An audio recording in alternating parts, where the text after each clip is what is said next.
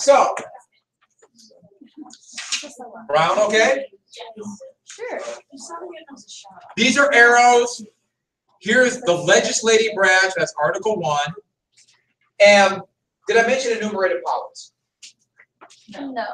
Well, in the Constitution, they list out the powers that each branch has. And they call them enumerated. So literally, they're listed out, enumerated powers. Executive Article 2. Yeah, executive's Article 2. Oh, I'm sorry. Yeah, executive's Article 2. Thanks for noticing that. Listed powers of what? Listed powers that each branch of government has. And each of these powers is called a clause because this is law. The Constitution is law. So, enumerated powers.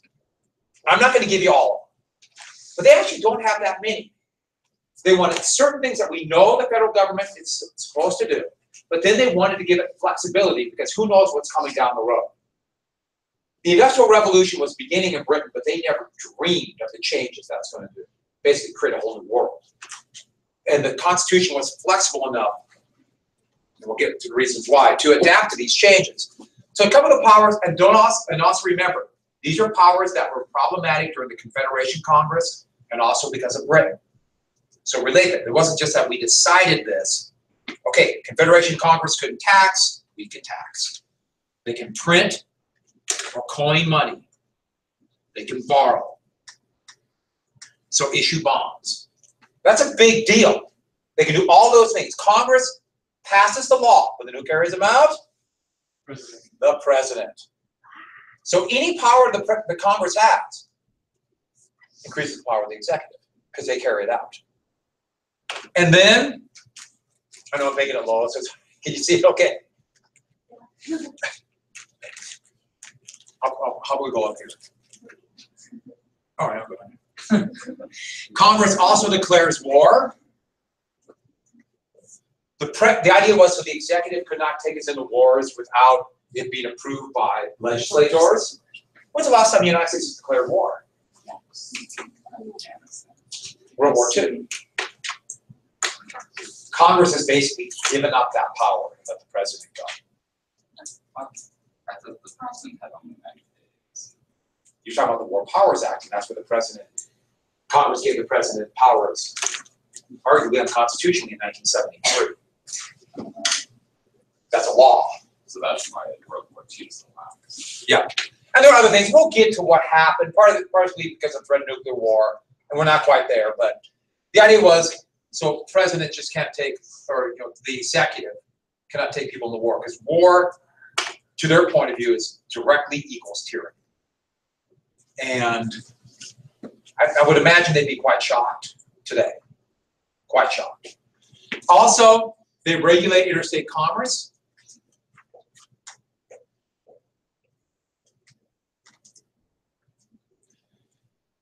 Remember, they couldn't do that in the other. They also ratify treaties.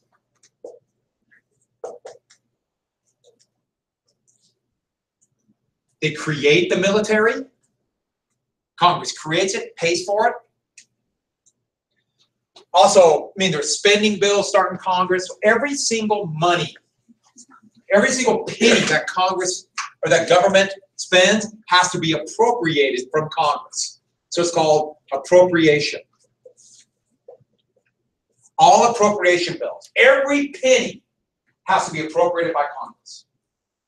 And so if it's from revenues, well, actually it's all originally borrowed. Now the Federal Reserve just kind of puts a little number on a computer screen. But appropriation. And we can keep going. There are more laws. Doing federal land, creating a militia, a number of things. But let's get back to just some things, like printing money. Okay, so Congress can tell the president to print money. And actually, who prints money? Do we know what branch of the executive does that? It's within the Treasury, and it's called the Bureau of Engraving. In Washington, D.C. Then what? So now they print money. So now we have stacks of currency. Now what? How do you give it to the banks? Just walk up, here's a bag of money. Here's a bag of money. Maybe helicopters, catapults to shoot the money at banks. That's actually a serious question. How do you get that money in circulation? The Constitution does not say. But they knew they're going to need a method.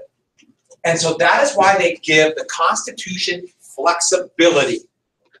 The last of these laws, they're called clauses. Let me read it for you. To make all laws, so these are the powers or laws, to make all laws which shall be necessary and proper for carrying into execution the foregoing powers. I know it's kind of a little awkward way of saying, to carry out all of these powers, Congress can make laws that are necessary and proper to finish that job. And that's called the necessary and proper clause. Who said bank? Government? They would say that it doesn't say in the Constitution, but because of the necessary and proper clause, government can create a bank. At first there's a national bank, today it's the Federal Reserve. And there, they loan the money to banks and get money into circulation. It never says they can make a bank. But it doesn't say we can't. But they say, to carry out this job, they need to make a bank. That was the argument. To regulate interstate commerce, governments have decided, though, we're not going to allow child labor in any business that crosses state borders. That's child labor laws. Minimum wage, interstate commerce. Obamacare was taxation in interstate commerce. All of those did that. Environmental laws, interstate commerce. Doesn't say we can do it, but it says because of our duty as regulating interstate commerce or taxation or borrowing money, we can do these powers. They call these, can you remember I called these the implied powers? They call the necessary, I'm sorry, I jumped the gun. I call these enumerated powers. Does that make more sense now? These are called implied. It doesn't say it, but it's implied. So what limit is there to congressional power? None. Almost none. And if there's no limit to congressional power, who else gains some power? The executive. Now put a little asterisk here because I'm going to give you a political truism that goes from the creation of the United States through this very moment. Whatever group's in power, so think about terms of political parties, I can't say it, or factions, which are political parties. Who's ever in power, how do they feel about implied powers? Don't they like them? Because it doesn't allow them to do more stuff? Who's ever in power loves implied powers. So what about the inverse of that? Who's ever out of power, how do they feel about implied powers? Don't like it. And they'll say, get back to the enumerated powers. You're overstepping your constitutional duty. Then as soon as they're in power, what do they do? In fact, they call this clause the elastic clause, like it's a rubber band, so you can stretch it to encompass anything. Thomas Jefferson bitterly complained about John Adams overstepping his enumerated powers. And what do you suppose he did when he was president? Nowhere in the Constitution does it say that the federal government can buy land. He did it. But there's also nowhere that says you can't. But he complained about Adams for overstepping federal power, and when he became president, he did it. Today, you can look at it right now. So a few years ago, when Democrats controlled the House, the Senate, and the presidency, Republicans were saying Democrats are overstepping their boundaries, they're raising the debt too much, they're doing too many of these things, and then as soon as Republicans get in office, what do? They stay out of power, they don't care about the debt anymore, go right ahead. And what are Democrats doing? It just depends on who's ever in power. And of course, if you agree with them, you're saying they're not overstepping their boundaries. We're right and you're wrong. Doesn't it sound like hypocrisy? It does. Is it hypocrisy? Yeah. It depends on your point of view, doesn't it? If you agree with Jefferson, then he's not a hypocrite. If you disagree with Jefferson, he's a hypocrite. Right? So that really gets in the point of views. Okay, so big deal, that necessary problem. So you got to know this. We'll come back to this because we get the interstate commerce. I mean, these are almost every issue that goes to the Supreme Court about laws. It deals with that implied powers. Because that can step on states, can't it? Go over state laws. So these arrows mean the checks. These are the checks that they have. So let's do the president's check first. The president can veto. Not sign a law. Presidents rarely veto. All they do is threaten to veto. I'm going to veto that unless you make changes. And that can stop a law.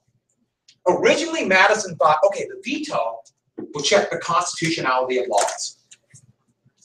But pretty soon it became political. And so it's a political disagreement. The whole constitutionality thing is going to be a problem to this day. Also, Teddy Roosevelt called it the bully pulpit. Anybody know what a pulpit is? Exactly. So it's like the president can use that because he's got this, he basically has this audience. The president talks, people listen, right? So the president can push for laws. Nobody has that ability to capture the press like a president. I mean, President Trump is on the Twitter or he makes a speech and people immediately know. So that's a way to influence. It can also anger people. I mean, sometimes it doesn't work. The Republicans in Congress are going to propose a massive tax cut, mostly for very, very wealthy people. And President Trump is really going to push it, using what's called, Roosevelt called the bully pulpit. Go out there and push him with this tax cut, saying it'll be good for all people if wealthy people get tax cuts. So I'll talk about that. That's the essence of conservative economics. We'll get to it. We're only, we're not to the Industrial Revolution yet. I can tell by checking my watch. Where are you at in econ? Is anyone in econ? Where are you guys at? Line demands. We just started this supply and demand. Yay.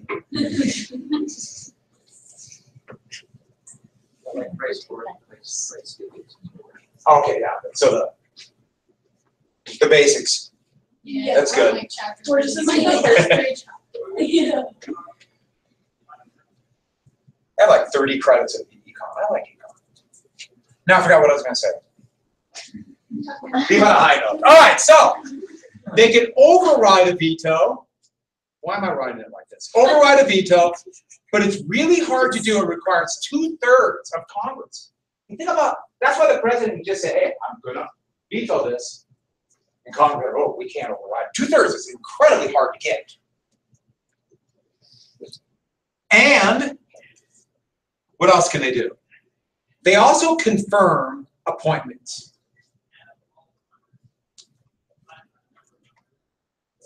They confirm appointments. So the president, when the president appoints members of the cabinet, like Secretary of the Treasury or the Undersecretary, all those, Senate has to confirm them.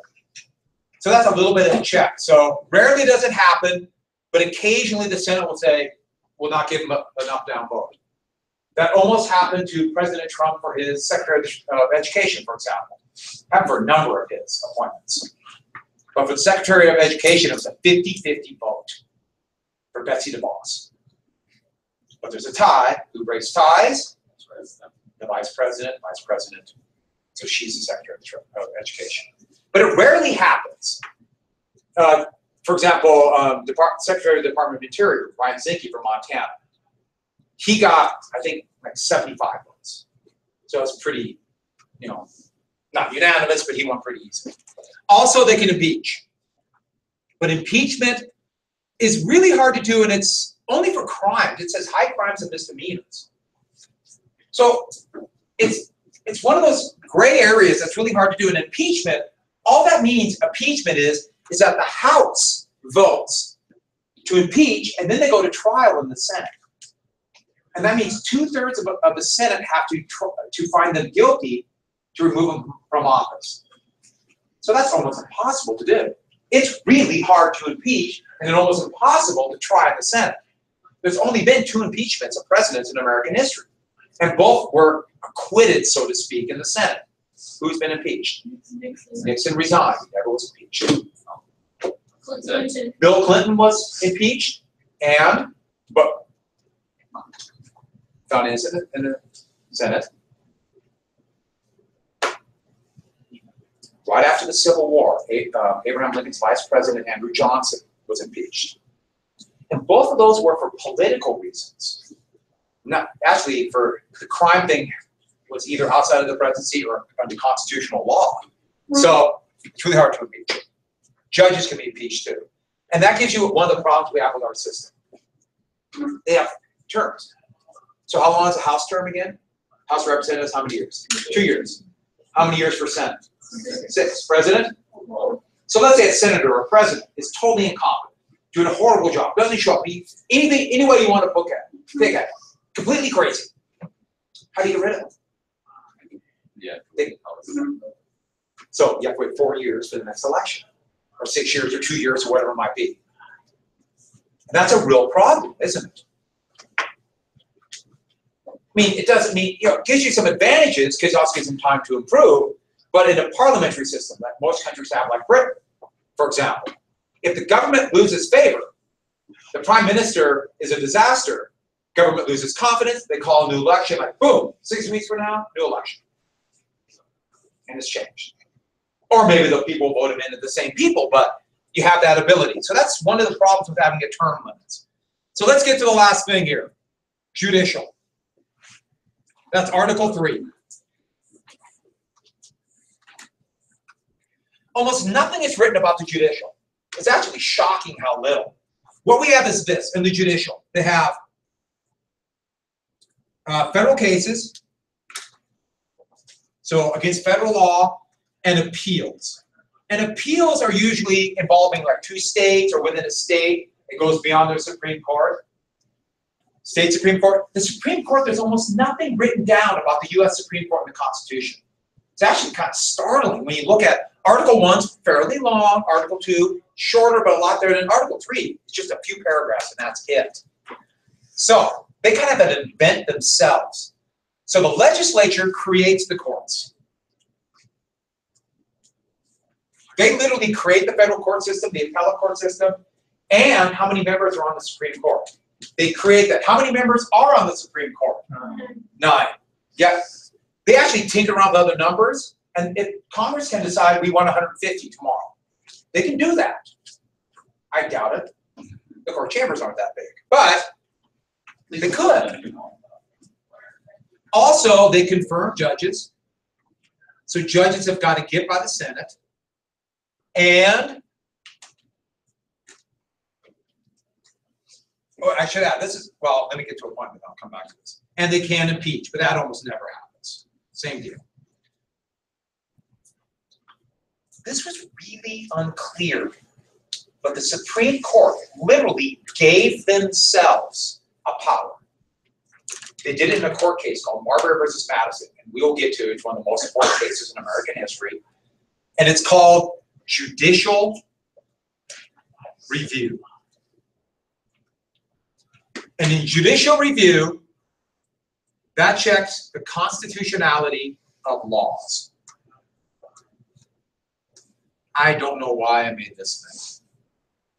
I think I was going to do it like that, but it just came out like that. Let me try that again. I know you're all really concerned. What does it check? The constitutionality of laws.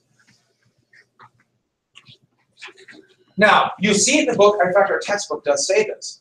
That means that the court interprets laws? No, they do not. They only look at the constitutionality of laws if there is a court case.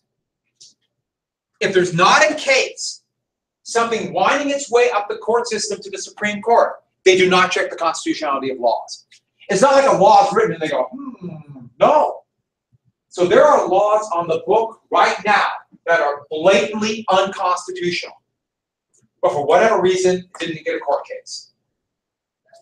Either no one has been directly arrested for it, so they couldn't sue, or nobody has standing, meaning they're capable of making the lawsuit because it didn't directly happen to them. A lot of bills. Montana for years had banned homosexuality. In fact, it was a 25-year prison sentence, even though the Supreme Court found those laws unconstitutional years before. But they never enforced it, so there was no court case. In the Patriot Act, which was passed after the September 11th attack, it allowed for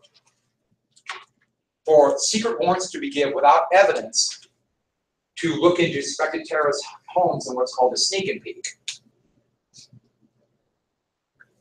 That they didn't have to give evidence for why they're searching, and a sneak and peek means literally they go into your home and look through all your stuff and all your material and your hard drives and phone records and everything else, and you never know they're there. So basically, That pretty blatantly violates the Constitution, but the problem is, how do you sue? Because you can't prove they were there.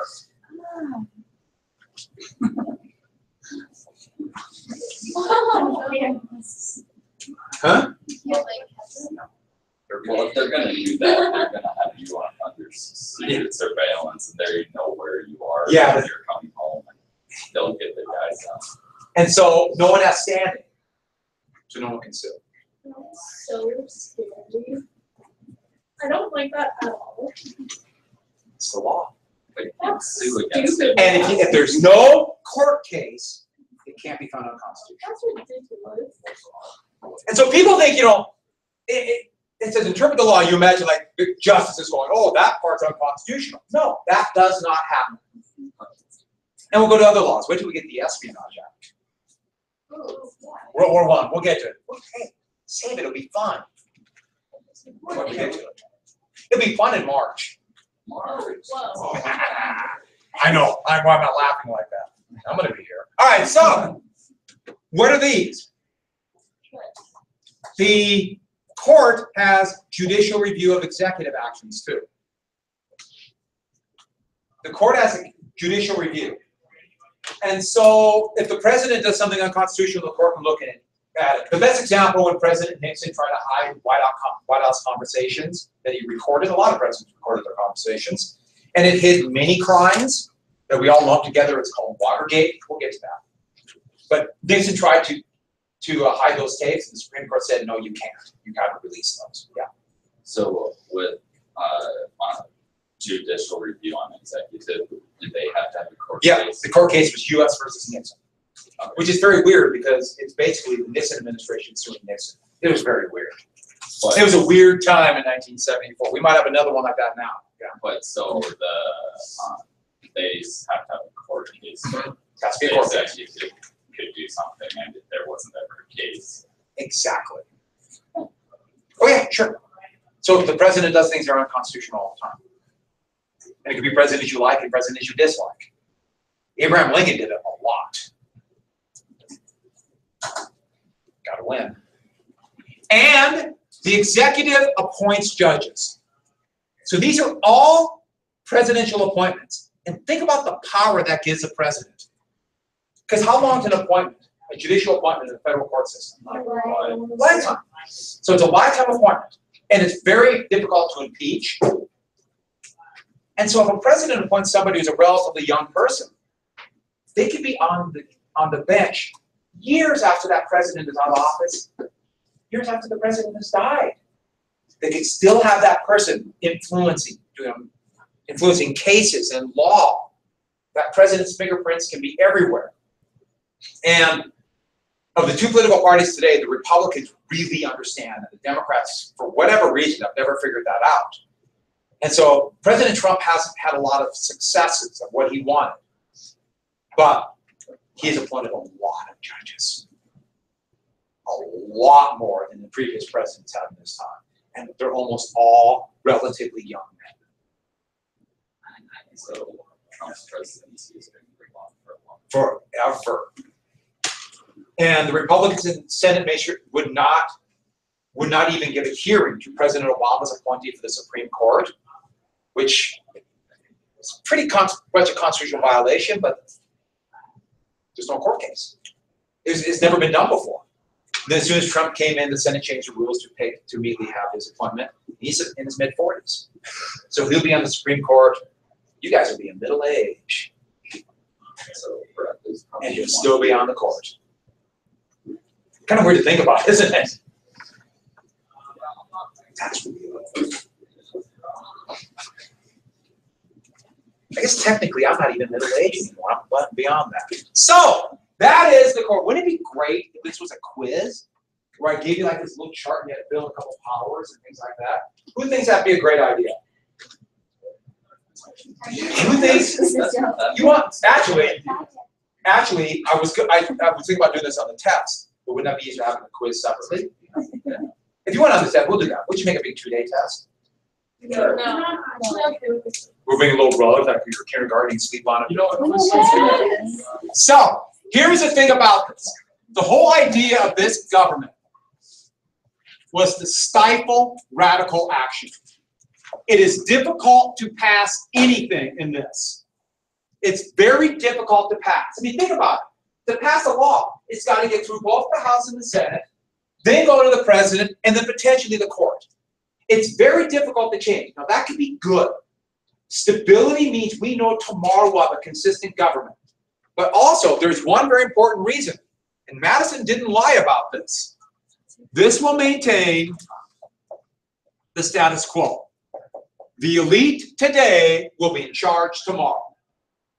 In fact, there's rarely radical action unless there's a big event, like the development of democracy, Andrew Jackson, or the Civil War, or the Great Depression, or September 11th, where people were so afraid they allowed laws that would let people search their homes and they never know it because they're so afraid. And so, it's a big deal. And what they want is a wall of separation. People, then a beautiful wall, and then government. It's everywhere. There's separation for the people and government. And it leads to a lot of frustration that people have with government. And I think a lot of it has to do with, it's on purpose. They want to keep people separated. So people feel government's like this entity out of their hands. And people say that a lot, even though that's not quite true. But it's also part of the reason people get so upset with that. Today, people are very disgusted with government, if you look at polls. Part of this on purpose, and part of this, they don't understand it, and they're being misled by people in power. And so, that is an issue. That's part of the things that we have by design. And it was never meant to be a democracy. It was meant to be a republic, very narrow republic. Would you like a piece of paper now? Sure. It's gift time. A present. Thanks. Why am I doing this? Because I care. I care about all of you as individuals. You can trust me. We're actually going to do it on Monday, but I want to make sure we talk about it today. I'm actually going to give you the 3 questions today, so you can pick one of them. If you have any questions tomorrow, if you're going to be gone tomorrow, you just have to leave money. Cool. Yeah, just leave money. Who's going to be gone tomorrow? Raise your hand. Keep it up the rest of the period. Okay, so I am going to sound a little more reading for Tuesday. I'm just going to give you on Monday too. The next one? Yeah.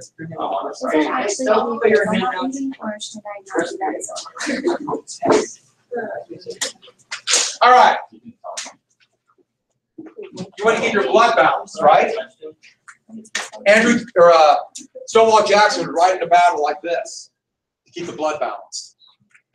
We all know that's true. Huh? He was mostly in Virginia, yeah.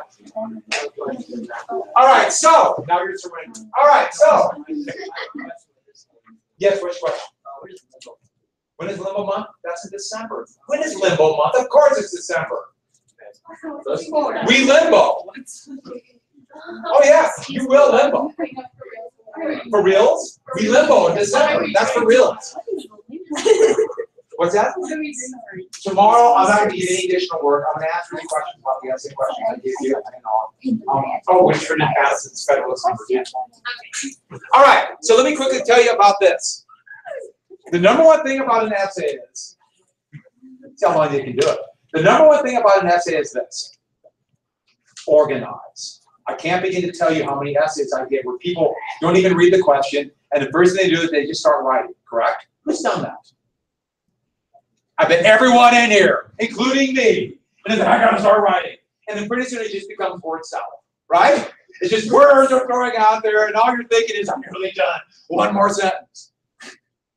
Organize. Organize. When you start getting tired, like when your arm's up for almost a whole period, and you start getting tired, it is so nice to know, at least that you thought through it, I gotta get these 3 points. Or I got 3 minutes left. I better make sure I get these points. Yes. That's unfair to the rest of the class. And I'm left-handed, I can. what? I'm left-handed, I can. You're wrong-handed. My brother's left-handed, so now it's Joey. Good times. Hey, we were all lead infested. What do you expect? You have no idea what my generation was like. Actually, that's true. We were all lead infested. Yeah, CR kids were too. CR kids were too. Oh yeah, everyone in the CR. Hey, no, I'm from the generation they put lead in gasoline, so we're all breathing gas. Lead. Except for the amount of lead in CR, it's still you had to go like the back of the ceiling tiles every day for like 10 years. Yeah. Or Unless you're below the age of 5, then almost any contact with lead can cause severe damage. Severe. In fact, they're just starting to learn how horrific it is. So these are the questions. But let me tell you a couple things about this. First thing I do is you notice I have number 1 on there, the essay thing, right? Read the question 3 times. I know that sounds redundant 3 times, but 3 times is what you have to read the question 3 times. I can't tell you how many times I get essays. Right? It's clear either you have no idea what you're answering, or you read one word in the essay and thought you knew. You know, the essay mentions Constitution, even though the whole thing's how did the Constitution, failures in the Constitution, help lead to the Civil War? I'm just throwing something out there. And people write about the writing of the Constitution. I know that, and start writing that without reading the question. Make sure you read the question. Know what the main point of the question, what is it asking, and make sure you organize your thesis towards that. The next thing, and I'm a firm believer in this, a brainstorm list. A brainstorm list. Has anyone done that in other classes? Yeah. I can't begin to tell you how much that helps. And it was one of those, when I first started that, and this was a teacher when I was in school. I know what you're thinking. We didn't have paper, we just had clay tablets, but it was unbelievable how much that helped. And so when you get the question, put down a list and use abbreviation. I mean, this is not, you're just trying to get things out of your head. I remember that because it triggers memories. It also gives you a list of things to use as evidence because you need facts. Facts that you can explain, and it brings them back. You don't need to define them in the brainstorm list. And so let's say the question, I was going to say, I can't believe how much this helped me write essays. Take a minute, get that down, like, just facts come back. Especially like on a semester test or like the AP exam, where the question is something that you haven't really, you've thought about, but not directly. Somewhere in the deep, dark, and terrifying recesses of your mind, some of that information might be. You've got to find a way to get it out. It's there. Maybe. So let me say the question is this. How did British policy, lead to the Civil War? Did I say Civil War? How did British policy lead to the Revolutionary War? Got the question? Can we start thinking of all kinds of things the British did? Think about it for a second. What things did the British do? Say it again. The Proclamation. How about another one? Which taxes? Stamp Act was another one. The Act? Coercive Act. Sugar Act. Housing Act. Or the Quartering Act was another one. There's a town. Iron Acts. What were those laws passed? The first one's for mercantilism. Someone said Navigation Act. Townshend. I know, it's Townshend. I did the same thing. How about what was created after the Stamp Act? Stamp Act Congress and what group? Sons of Liberty. What did they do? What about British goods? What did they do? Boycott. There's more, aren't they? What was that in Boston, outside of the Boston Tea Party and the Boston Massacre? What's the first battle? Bunker. Not right for Bunker Hill. Lexington and Concord. What was the? No, don't keep it up. My fingers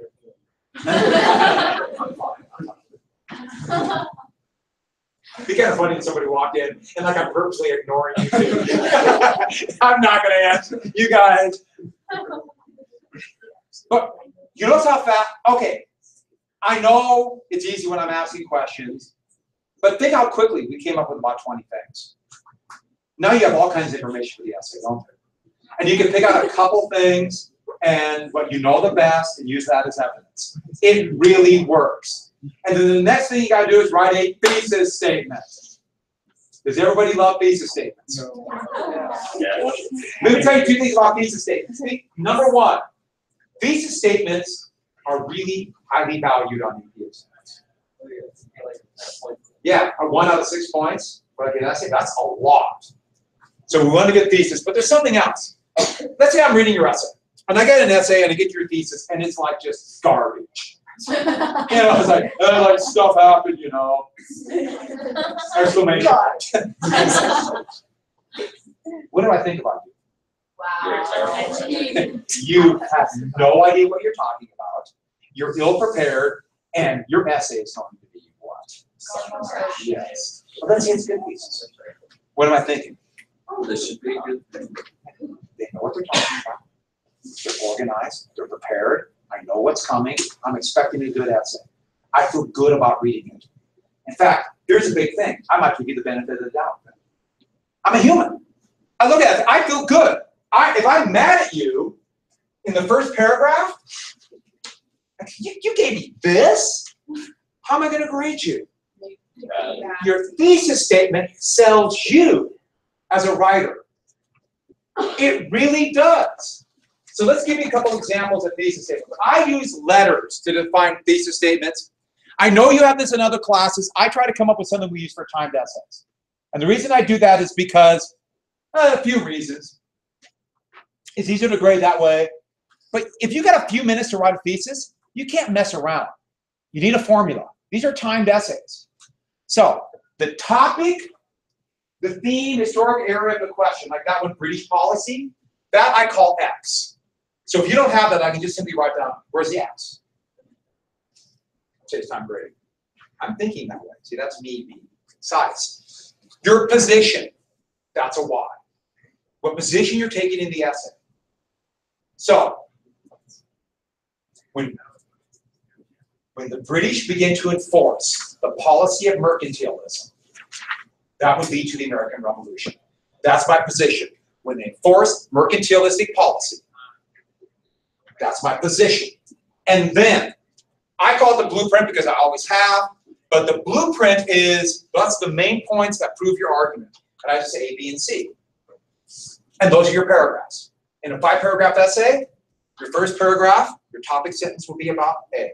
And then the entire paragraph is about A. Then B, then C. And you look at that, that's a formula, that seems kind of boring. You're in a timed essay, you can't mess around.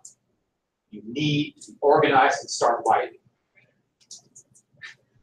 No waving it. Can you feel your fingers?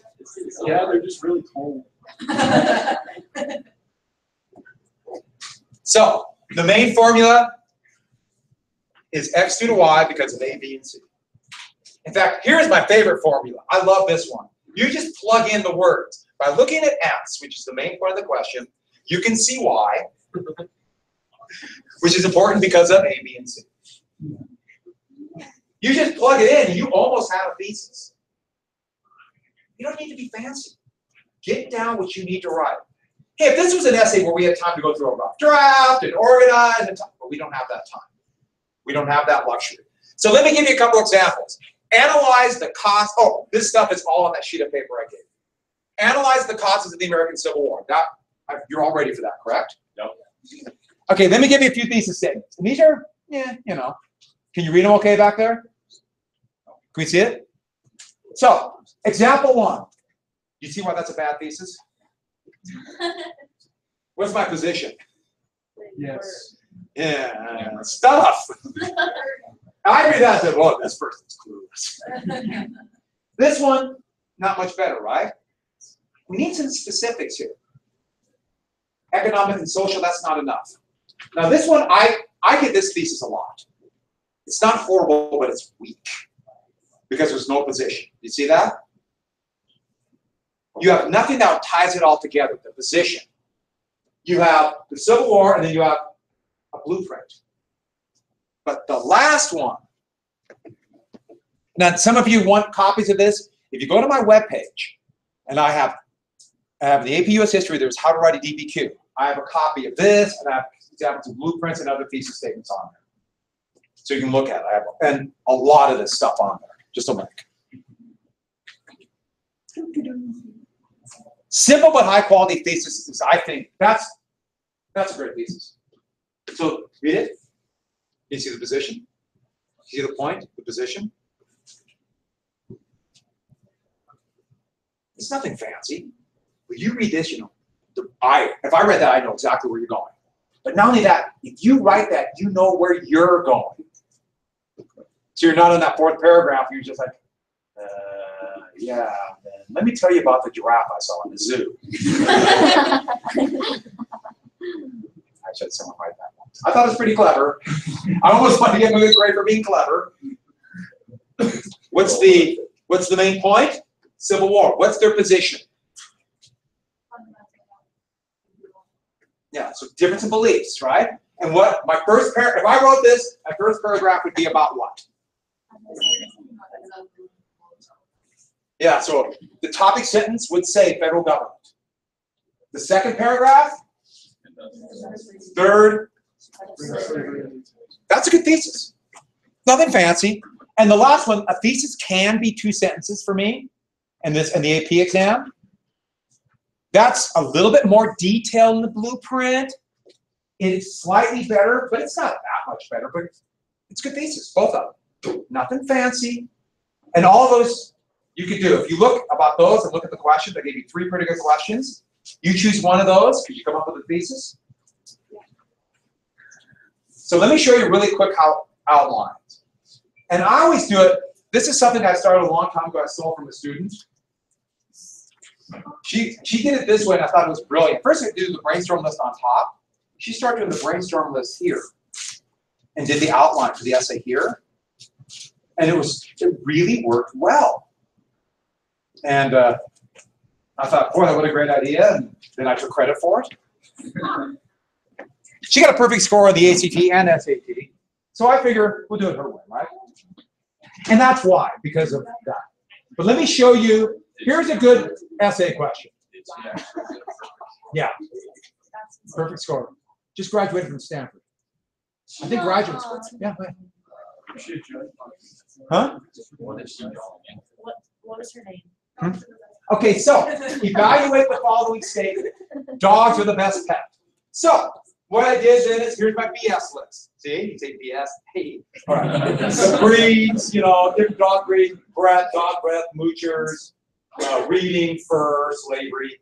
Okay, so all those things about dogs, right? Okay, that's a slightly comical one. And then here's my thesis. Because of dogs' many liabilities, cats are superior pets due to their intelligence and independence. So I've answered the question. Dogs are not the best. My first paragraph will be about dogs' liabilities and the intelligence and independence of cats. How do we know this? Here's my evidence. You need 2 to 3 facts per paragraph. So, dogs' liabilities, can't drive, dog breath, they're moochers, right? All dogs are moochers. Intelligence, cats are better cooks, cats love chess, and kitty litter. Independence of cats. Cats love to read, cats always get better jobs, and do not fear rabbits. So that would be, so I took stuff from there, brought it over here. Is this also on your website? Yeah, and here's another thesis statement, the same thing.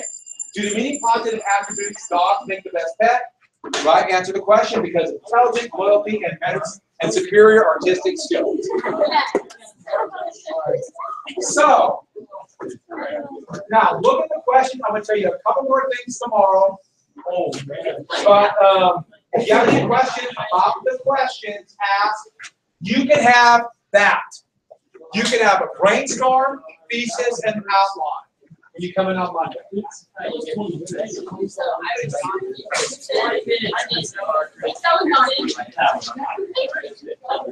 Now clear out, people.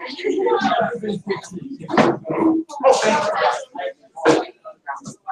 All right, clear out, people.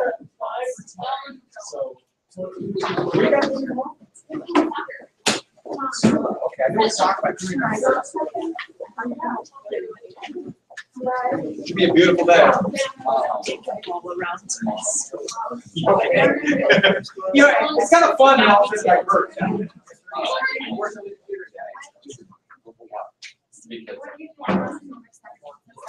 I just want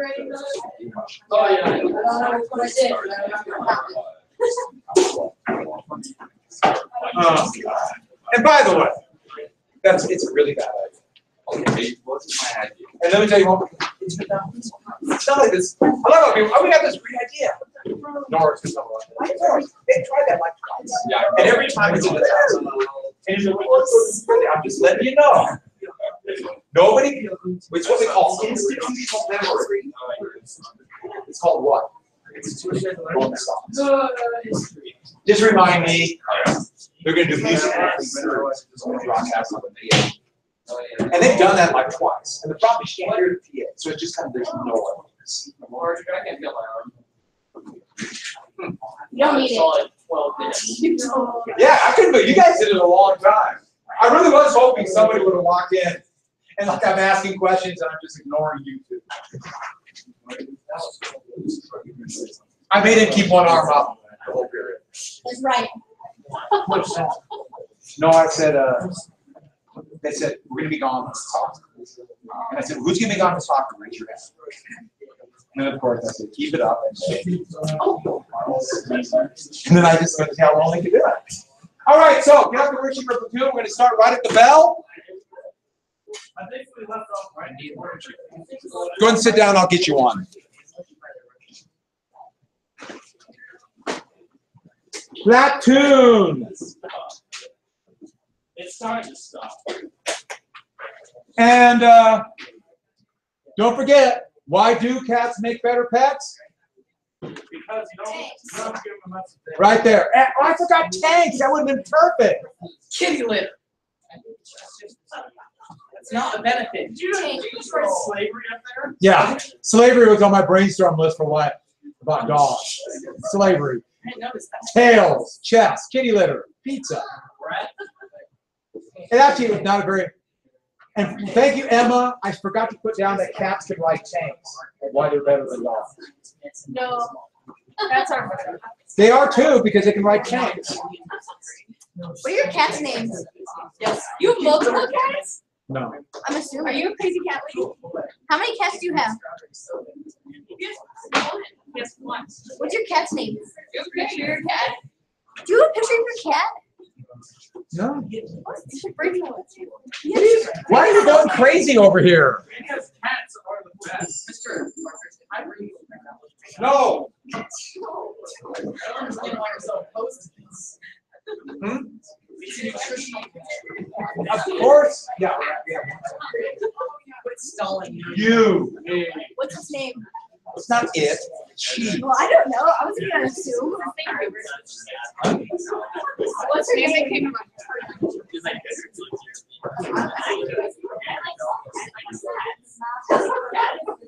Are you bringing up a picture? No. You have. I guess I knew that. You have to. Yes. Finally. All right. Started playing. We were at 3 at last. In the 50s, it would become something else, but it's like. It's hard to. On the 50. All right, so remember, they just got into an ambush. Did I give you the worksheet? And then you stop. All right. So they just started the firing in the ambush. Let us begin.